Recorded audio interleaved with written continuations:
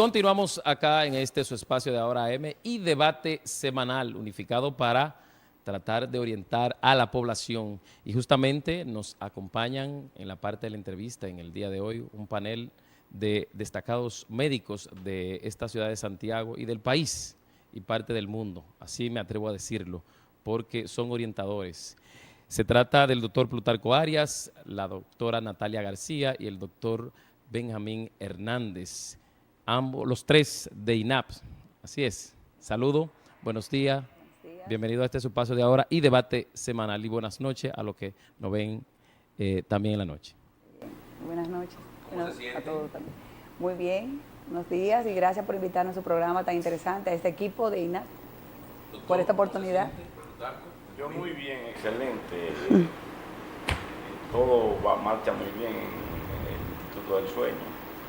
Creemos que estamos haciendo una gran labor, estamos en una cruzada por la salud de los dominicanos, estamos poniendo al día a la población sobre la situación que arrastra la apnea del sueño y definitivamente entendemos que esa es un problema de salud mundial, de salud pública mundial, así lo define la Organización Mundial de la Salud.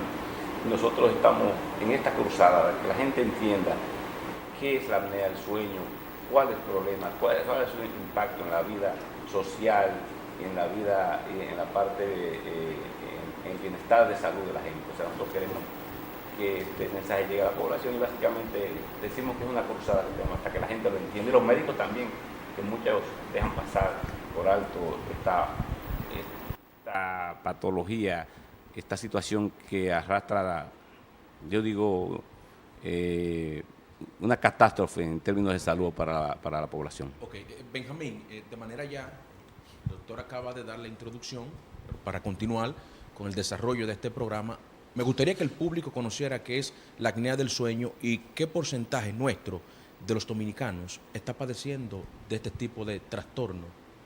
Bien, bueno, darles las gracias a ustedes y como dicen los muchachos, uno cuando viene a este tipo de programa y lo ve a ustedes se siente como en su casa, muy cómodo.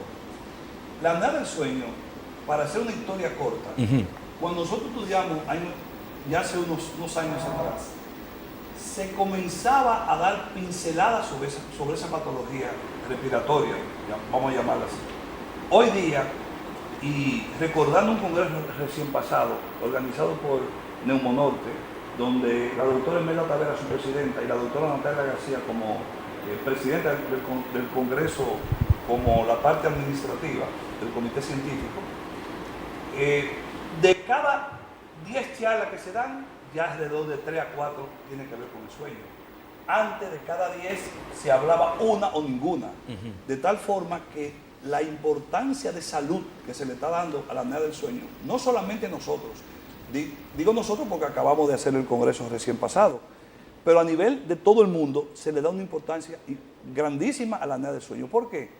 Porque alrededor del 10% de la población mundial, 10%, aquí tenemos más contado 10 millones de dominicanos, sí, más lo que se agregan de otras áreas cercanas, que deben ser 1 millón o 2 más contados, así que aquí deben roncar alrededor de 1 millón y pico de personas, wow, es mucho. Sí, demasiada. O sea, y eso se da en el mundo entero. Entonces, cuando tú tienes una población tan alta con esa patología, hay que darle cierto enfoque, porque ¿qué es en sí la apnea del sueño? Son pacientes que hacen grandes ruidos al respirar, grandes ronquidos, pero alguno de ellos tiene una pausa mayor de 5 segundos.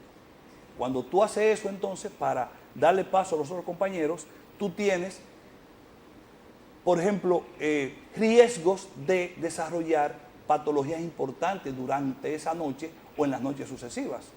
Por ejemplo, infarto, derrames cerebrales, arritmias cardíacas, a largo plazo impotencia.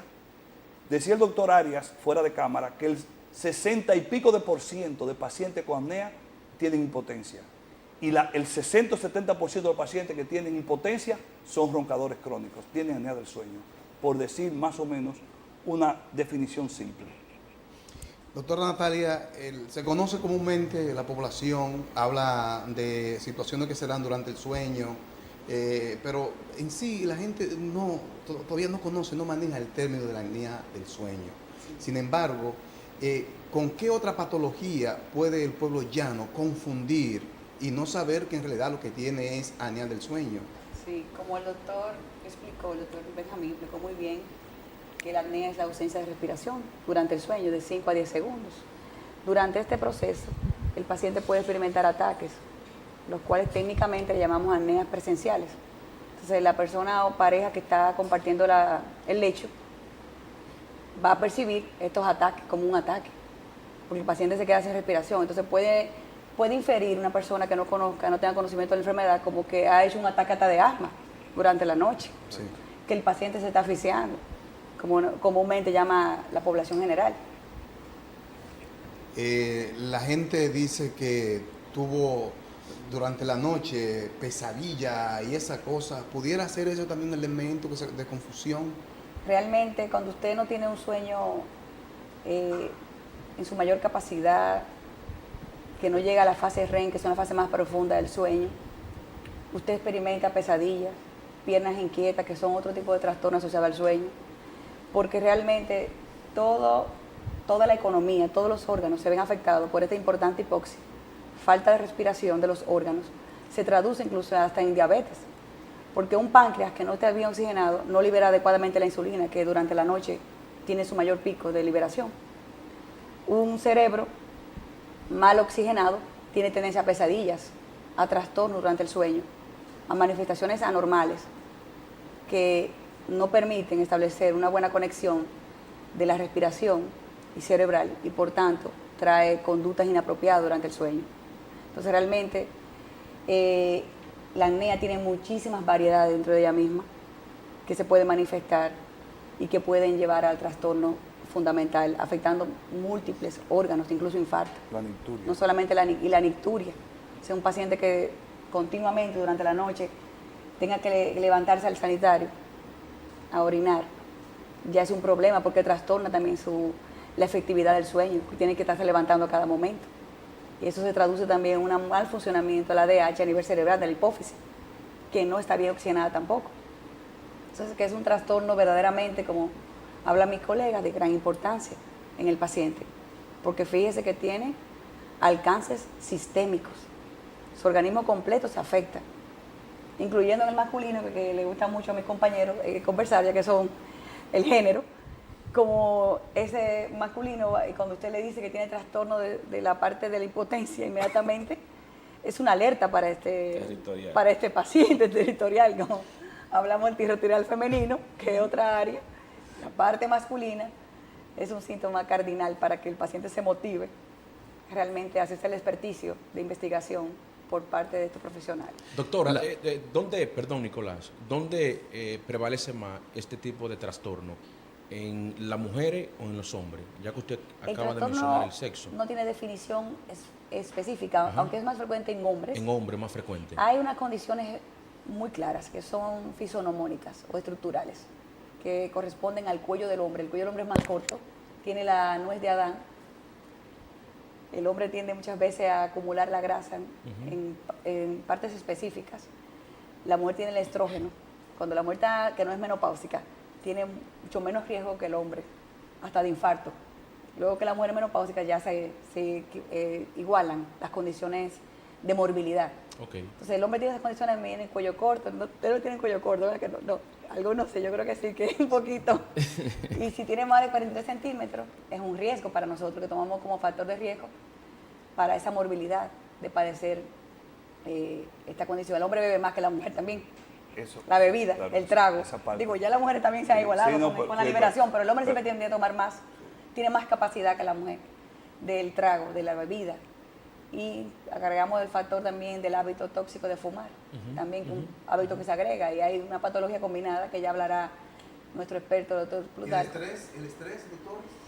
El estrés básicamente es una condición que el estrés lleva a la bebida. Una persona estresada tiene a buscar un aliciente en hábitos no favorables, hasta el mismo cigarrillo para relajar las condiciones de estrés. Son hábitos nocivos que afectan directamente la salud. Ustedes hablan de la parte cardiovascular, neurológica, incluso de la impotencia sexual que se provoca, parece ser en el hombre. En ese sentido, esos tres factores Porque si yo tengo un problema neurológico, bueno, yo voy donde el especialista, pero voy donde el cardiólogo. En ese sentido, ¿cómo incide cardiovascularmente hablando, por ejemplo? Hay un fenómeno, hay una definición que es muy interesante de la Sociedad Española de Patología Respiratoria, que es la que a mí más me gusta, que ellos dicen que es ausencia total o parcial, que es la hipopnea, de la respiración por más de 10 segundos, con pausas intermitentes, con trastornos neuropsiquiátricos, por eso cuando tú te refieres, neuropsiquiátricos, que se manifiestan en el día con la somnolencia excesiva diurna, con la falta de concentración, con la falta con los accidentes de tránsito, etcétera. Y, por supuesto, trastornos cardiorrespiratorios que se manifiestan con la catástrofe cardiovascular que arrastra esto, y los problemas respiratorios que se unen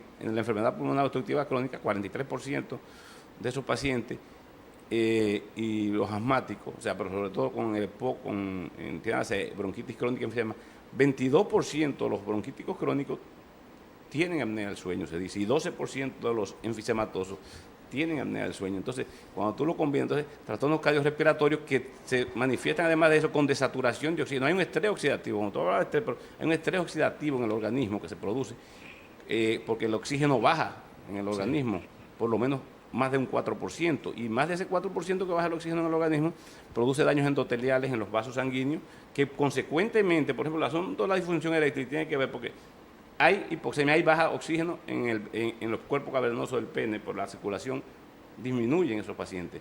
Baja la testosterona sérica, pero aparte de eso, todo en el hombre, en esa parte solamente, pero aparte de eso, entonces, esa desaturación va a llevar consecuentemente ese estrés oxidativo va a llevar a la impotencia sexual específicamente. Entonces, esa es la importancia. Hay un daño en todo el endotelio vascular, por eso. Nosotros vimos un paciente esta semana, rompió récord ese, 112 segundos parado, sin respirar. Y eso es un ejemplo solamente. Un muchacho de 32 años, 112 segundos parado. Y la saturación le llegó a 30, el oxígeno le bajó a 39. Si tú tienes que tener 96 durmiendo, 95, y te vas a 39, los riesgos son altísimos. Entonces yo le decía, oye, encima de todo lo que hay que hacer, a lo mejor tiene que hacer cirugía bariátrica, porque ayuda muchísimo también, pero encima de todo lo que hay que hacer con ese paciente, que es mucho, hay que llevarlo, o sea, él tiene que crear conciencia de su situación. La patología pulmonar, la relación que existe en ese sentido, porque estábamos hablando siempre de respiración. A nivel pulmonar tenemos que la enfermedad pulmonar obstructiva crónica, como dije, enfisema y bronquítico crónico, y los pacientes asmáticos. Los pacientes asmáticos de por sí se despiertan muchísimo en la noche, sobre todo por la misma cantidad de medicación. Una forma de evaluar al paciente asmático es la calidad del sueño, o sea, si el paciente se despierta porque se siente con broncoespasmo, se siente apretado, o puede ser, ¿qué ocurre? Cuando el paciente ronca, aumenta la inflamación a nivel del bronquio. Entonces, puede que ese paciente a seguidas haga broncoespasmo y se apriete, o viceversa, o el paciente se apriete primero, esté apretado, y juntos aparecen los ronquidos. Entonces es una situación un poquito engorrosa. ¿Cuál es la secuencia de esto? La secuencia es ronquido, colapso de la vía respiratoria superior de la faringe, los músculos hipoglosos, cuando la lengua es muy grande, sobre todo el geniogloso, son 23 músculos actúan, 23 músculos tienen que ver con el asunto de la parada respiratoria, entonces con ese colapso de la faringe. Y posteriormente hay un aumento de la presión intratorácica, el diafragma sube, se colapsa totalmente, como si tú cerraras una botellita plástica de agua, la cerraras arriba, se colapsa todo, entonces no hay oxígeno para ningún lado en ese momento. Mientras eso ocurre en 10, 15 segundos, 20, pero no solamente los compañeros, los colegas hablan de la cantidad de segundos, ese es el mínimo de segundos que estamos hablando, o sea, tú puedes llegar hasta 80 segundos, 70 parados. Entonces nosotros le decimos al paciente, usted se paró, la parada más larga que hizo fue de tantos segundos. Y aparece ahí, y cuando aparece la parada larga de 72 o 80 segundos, aparece la desconexión, la falta de oxígeno, que también se ve cómo baja el oxígeno en ese momento. O sea, que son situaciones, la doctora hablaba claramente, que son pacientes que no tienen sueño reparador, no tienen un sueño REM. La necesidad de un sueño reparador es importante. La gente necesita dormir 8 horas. El que no duerme más de 7 horas, de hecho ya tiene problemas, porque el mundo está hecho así, 33% de nuestra vida para descansar y dormir. Entonces, ese problema, la doctora hablaba del sueño REM, O sea, la mayoría de pacientes con apnea del sueño, cuando tú vas y calificas los estudios, cuando lo estás calificando los estudios, te das cuenta que hacen pocos sueños REM, porque no hacen un sueño reparador, porque cada vez que empiezan a hacer el sueño REM, se despiertan el ronquido, o lo despierta el ronquido, o lo despierta la parada, y entonces eso lo lleva consecuentemente a lo que nosotros llamamos entonces, dentro de la definición, los microdespertares que se producen, que son los que producen alteración de la arquitectura del sueño durante el día. O sea, ese es el paciente que se duerme manejando, es el paciente que se duerme comiendo, el paciente que se duerme fumando, etc. Doctor, entonces lo que significa que eso afecta la calidad de vida del paciente y por igual el rendimiento laboral. Claro. De manera considerable. El trastorno cognitivo se ve afectado. El que no duerme, no descansa. Entonces, cuando tú te levantas el otro día, amanece como un trapo viejo, explotado. Porque tú te has levantado 3 o 4 veces a hacer pipí, te has movido de la cama de un lado y para otro decenas de veces. Y cada vez que tú haces eso es porque se está interrumpiendo el sueño y a nivel cerebral, el cerebro te pide hacer un cambio para tratar de ajustar que tú comiences a respirar. A propósito de eso, hay un problema en el intercambio del líquido cefalorraquídeo en el cerebro y el intercambio celular. Entonces, eso provoca alteración en la captación de la sustancia beta-amiloide esta, que tiene que ver con el síndrome de Alzheimer, la enfermedad de Alzheimer. Entonces, por eso hay tantos pacientes con apnea del sueño, la mayoría de ellos la mayoría de pacientes con Alzheimer han tenido apnea del sueño previamente. Entonces, son situaciones, porque hay un problema también a nivel cerebral importante, que es una patología a tomar muy en consideración. Y el problema de la falla ocasional de la memoria es tremendo en estos pacientes. A veces tú llamas a una gente para una cosa y se te olvida rápidamente. Doctor, me gustaría saber cómo podemos prevenir este tipo de trastorno, el tratamiento, pero al mismo tiempo, si esto tiene el costo para tratar este tipo de patología. Antes de entrar en esa parte, quería yo decir algo sobre los pacientes que van al cardiólogo de forma regular con una presión arterial no controlada.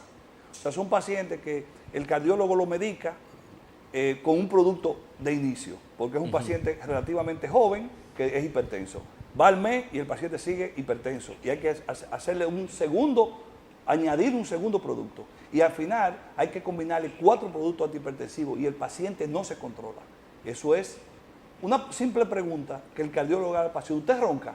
Y posiblemente una apnea del sueño haga que ese señor esté manejando 4 productos antihipertensivos con todavía síntomas de hipertensión arterial, dolor de cabeza, etcétera, porque no se controla. Se estudia el sueño, se medica el paciente, se trata y a veces le dejan un solo medicamento hasta se lo pueden quitar. ¿Hay desconocimiento, doctor, de las otras especialidades de esta enfermedad? Parece que no solamente la población desconoce de la situación. Yo pienso que eso se le está dando un poquito de importancia ahora, porque, por ejemplo, para hacerse un estudio de esto había que ir a la capital fuera del país. Los amigos míos, roncadores crónicos, que Plutarco sabe y Natalia, y son amigos hasta de Nicolás, iban fuera del país a hacer ese estudio de sueño. Por ejemplo, yo que tengo una pequeña leve apnea del sueño, decía que yo a la capital no iba a hacer un estudio de sueño. Dormía en la capital, dimos esto.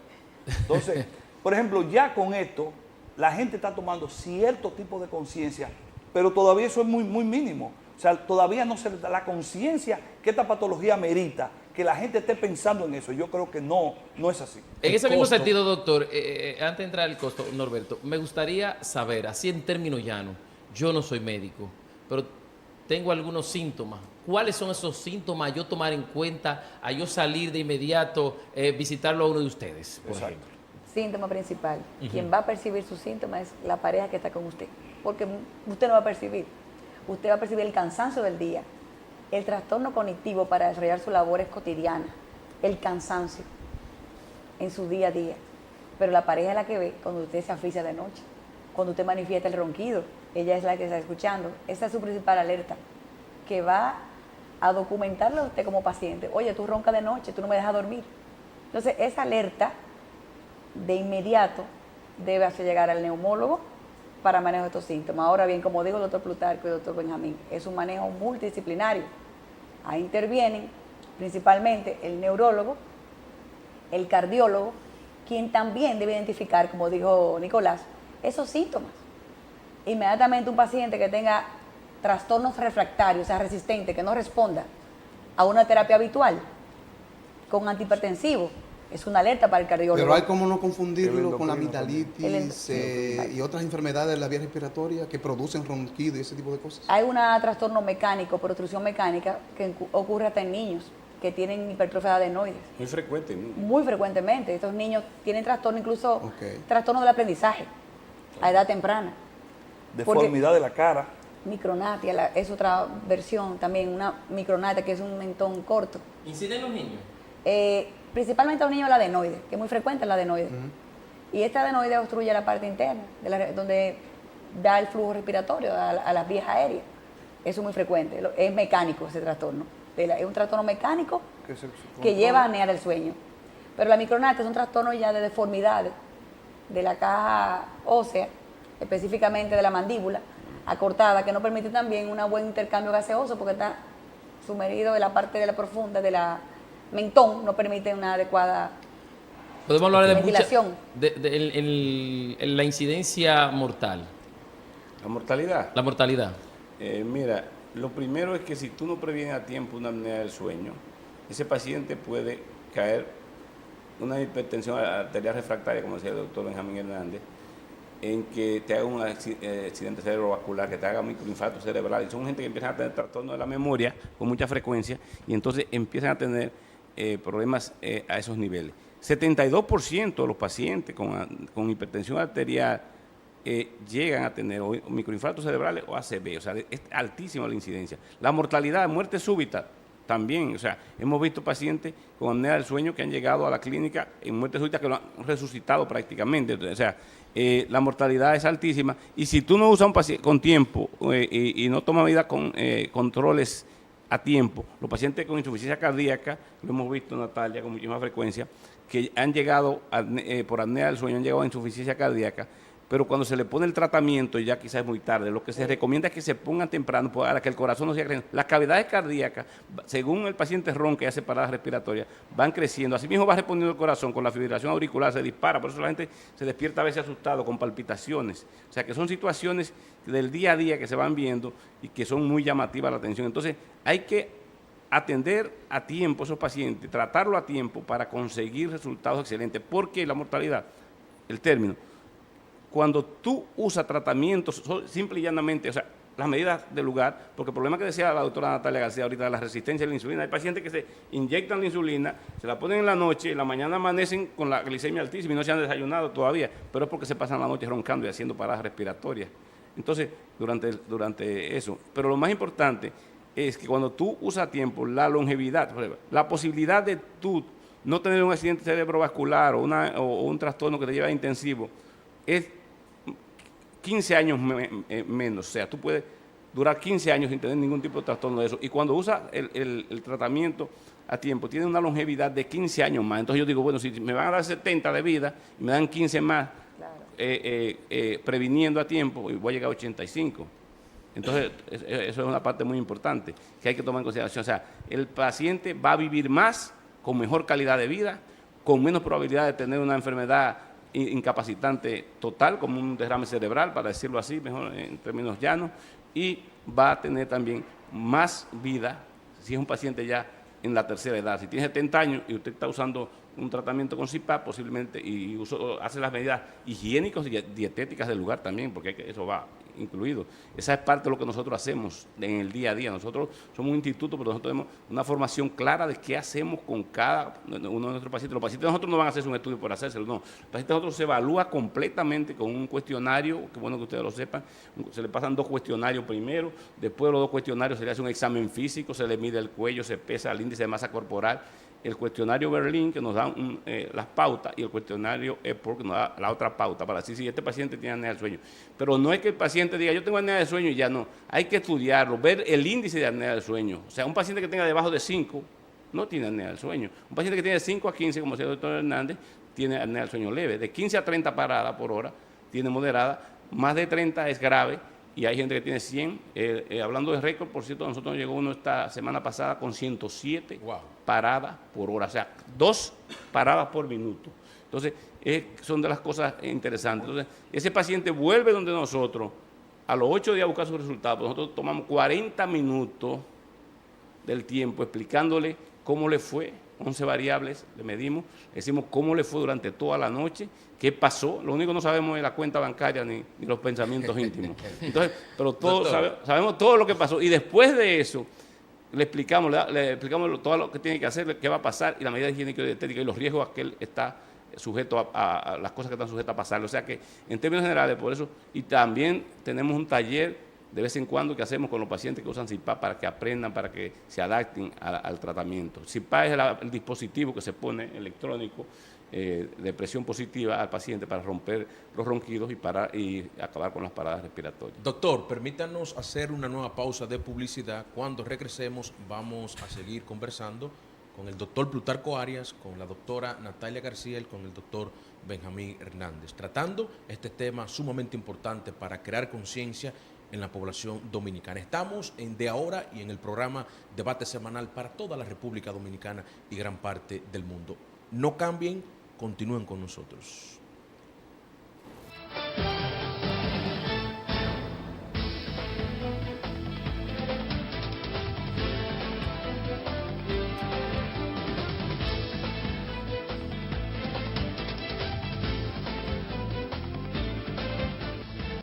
Continuamos por acá, por Teleunión y Megavisión Canal 43, cubriendo todo el territorio nacional y parte del mundo en el programa Debate Semanal y, por qué no, también De Ahora AM. Vamos de inmediato a pasar y a seguir con este importante diálogo con los doctores Benjamín Hernández, Natalia García y Plutarco Arias del Instituto Neumológico de la Apnea del Sueño, que hoy nos orientan a nosotros y a la población. Importante, doctor Hernández, los factores que inciden en el ser humano para sufrir de la apnea del sueño. Bueno, en los niños, por ejemplo, que hacen apnea por épocas, cuando tienen, por ejemplo, hipertrofia de amígdala grande, gigante, y obstrucción adenoidea, que no son más que otro tipo de amígdala, eso, por ejemplo, son pacientes que no hay que darle el criterio y la importancia que se le da al adulto. Porque estos niños, con un tratamiento adecuado, con cirugía o no, o tratamiento, por ejemplo, con medicación para esa patología, infecciones, antibióticos, inhaladores nasales, etcétera, eso se pudiera corregir. O sea que normalmente eso no hace muchos estudios en niños, porque eso son patologías mecánicas que tú, al retirar lo que obstruye con una cirugía, el pacientico mejora automáticamente en la mayor parte de los casos. En los adultos, por ejemplo, si un paciente está a exceso de peso, eso es un riesgo. Si tiene cuello corto, es un riesgo. Si toma ansiolíticos somníferos para dormir, es un riesgo. Si son pacientes que tienen la lengua muy grande, que se llama macroglosia, o tienen, por ejemplo, alteración en la musculatura de la orofaringe y de la glotis, que se ponen flácidos cuando tú experimentas uso y abuso de alcohol, uso y abuso de cigarros, uso o abuso de medicamentos para dormir. Esos son pacientes que tienen esa musculatura, vamos a decir, débil, frágil, y no hacen lo que tiene que hacer en las noches. Entonces vienen ese tipo de patologías. Individuos, por ejemplo, que a veces duermen boca arriba, obesos, pacientes, como yo le digo, por ejemplo, que se dan una altura de romo, sobre todo los dominicanos, latinos, que nos gusta mucho eso en exceso. Eso no es bueno para ese tipo de pacientes. Entonces, esas son condiciones que hay que tratar de eliminar, tratando de buscar el diagnóstico del paciente para poder realizar el tratamiento futuro, que la mayor parte de ellos es a base de un aparatito que lo ayuda a respirar en la noche, que es el CPAP. Hay algunos que son leves, que si bajan de peso, a lo mejor no ameritan eso. No todo paciente que va al instituto sale con un, como decimos nosotros los del campo, con un aparato enchuchado. Eso tiene su criterio y eso tiene su diagnóstico y tiene sus indicaciones precisas. Eso se determina en base a los estudios, que cuando tú logras cotejar todo lo que le pasó al paciente durante la noche, ameritará un aparato con ciertas indicaciones que el médico titular encarga de cómo preparar el aparato para no darle demasiada presión y que no le vaya a hacer daño. Eso está estandarizado dependiendo, como dice el doctor Fernando Hernando, dependiendo del sapo en la pedra. Si usted tiene grandes pausas nocturnas y grandes alteraciones y son grandes comorbilidades, usted tiene que ajustar el aparato para que lo ayude, que usted le pone mayor presión. Pero eso, digo, va a depender del tipo de diagnóstico final que se le haga al paciente después de haberle hecho la polisonografía que hacemos nosotros en el Instituto de Apnea del Sueño. Doctora, me gustaría conocer y que el público también conociera el costo para el tratamiento y si desde el instituto se están realizando jornadas para concientizar a la población de este tipo de patología. Sí, el costo, como ustedes han observado, eso basado prácticamente en un estudio que dura la noche entera, en habitaciones de lujo, monitorizada por médicos y técnicos al mismo tiempo, que es un costo realmente mínimo, porque son 35.000 pesos. 35.000 pesos. Pero eso incluye habitación, monitoreo de médicos pertinentes en el área, técnicos y enfermeras que están habilitados para dicho estudio, calificación del estudio, titulación en la casa, ya para adaptar, como dijo el doctor Benjamín, dependiendo de cada caso específico, tenemos que titular de acuerdo a la necesidad del paciente. Eso lleva a un trabajo posteriori, una orientación directa que se da al paciente, orientación, educación y además asistencia psicológica. Lo seguro. Para entender ya ese proceso de que el paciente adapte a este tipo de máquina durante el sueño, la gente obviamente va a poner resistencia, porque usted normalmente dormir con una máquina realmente es un aspecto psicológico que también manejamos. Sí. O sea que tenemos, contemplamos todos esos procesos durante este estudio y por supuesto que tenemos un programa educativo constante. Tenemos revistas, tenemos páginas ya habilitadas para estos fines, la prensa radial, escrita y ya la televisiva, porque ¿El tipo de tecnología a utilizar en estos casos? El tipo de Tecnología a aplicar en los estudios. Nosotros tenemos lo que se llama un equipo ALICE PDX.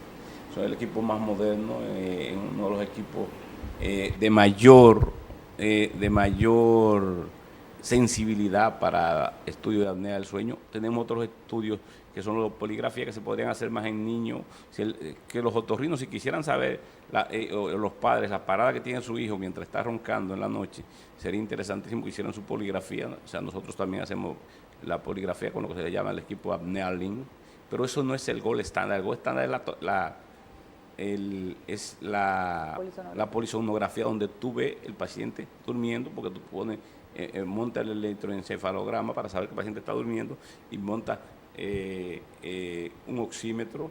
Además, el paciente lleva para ver los movimientos de pierna, para ver los ronquidos, lleva sensores debajo de los ojos, lleva sensores encima para ver los movimientos rápidos y lentos de los ojos, lleva electromiografía de parte de los ojos. O sea, medimos ya la calidad del sueño, las 4 etapas del sueño juntas también, o sea, en la parte tecnológica.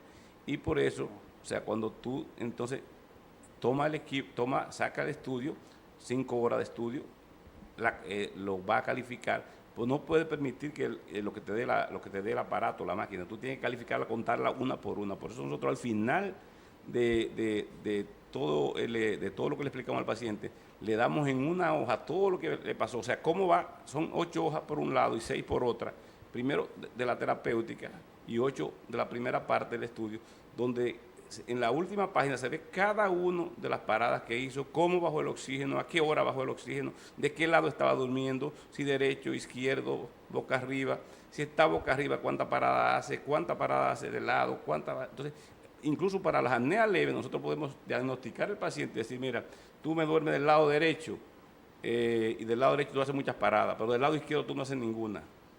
O boca arriba hace muchas. Entonces, eso también se ve. A mí, curiosamente, me resultó en un día de esto pasado, de esta misma semana, un paciente que del lado de boca arriba hace casi tanta parada como la hace del lado derecho hace más parada que boca arriba durmiendo. Curiosamente, son de las cosas que pasan, pero movilizar al paciente de la parte terapéutica, antes se le podía poner una bolita de ping-pong de tenis para que el paciente no se acueste boca arriba. Son medidas que se toman, aparte de todas las medidas higiénicas y dietéticas, de que el paciente no haga ejercicio muy tarde, por lo menos 4 horas antes de acostarse, que no coma muy tarde, por lo menos 2 horas antes de acostarse, o que no tome alcohol 2 horas antes de acostarse. Todo eso lo va a ayudar. No ver la televisión cuando te va a acostar. La cama se hizo para dormir y para Y otras otras cosas, y otra cosa, nada más. Doctor, mire, usted no se nos puede ir, porque ya se nos agota el tiempo, sin decirnos qué está haciendo el instituto para la concientización de la población de este tema tan importante, de manera breve. Ya. Sí, bueno, estamos dando los cursos a cierto tipo de pacientes. Se le hace talleres para que los pacientes que han sido diagnosticados de apnea, que están usando su CPAP, comenten cuál ha sido su experiencia en realidad. O sea que se está haciendo eso. Estamos, por ejemplo, en los diferentes consultorios tenemos pequeños formularios y pequeñas brochures instructivos para que la gente lea y aprenda.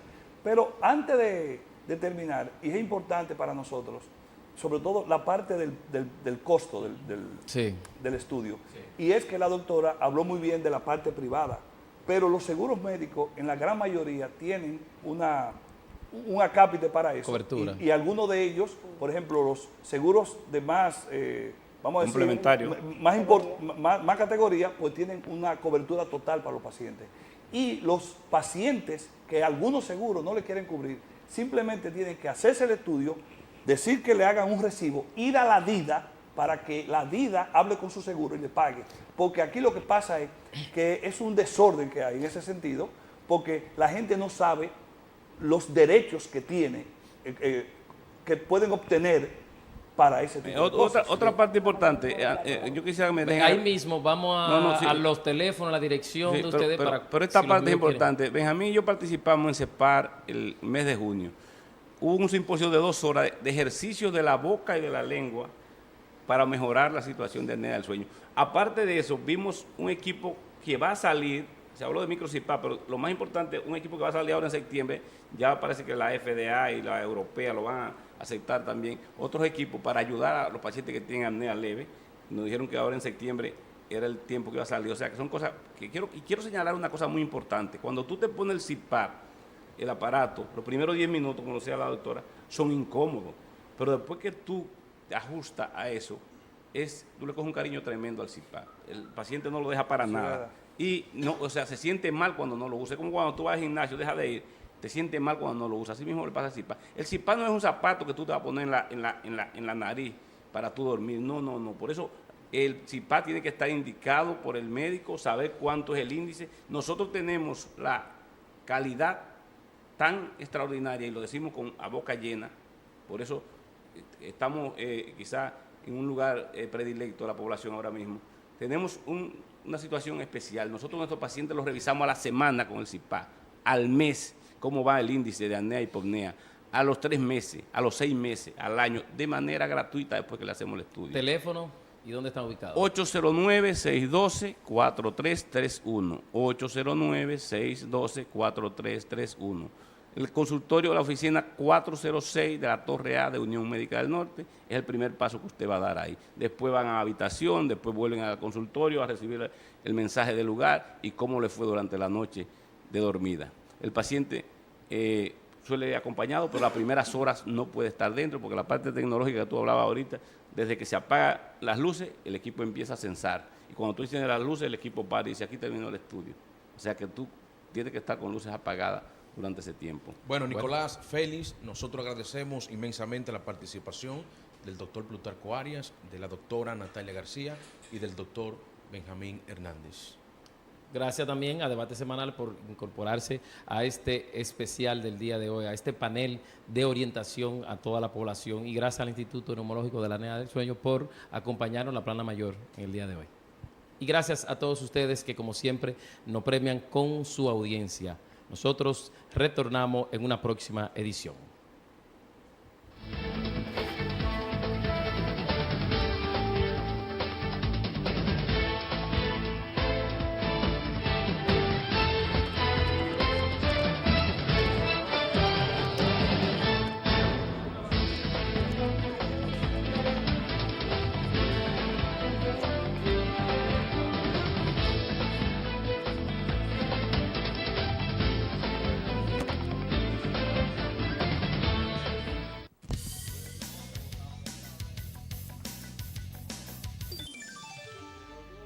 Teleunión, Televisión Internacional.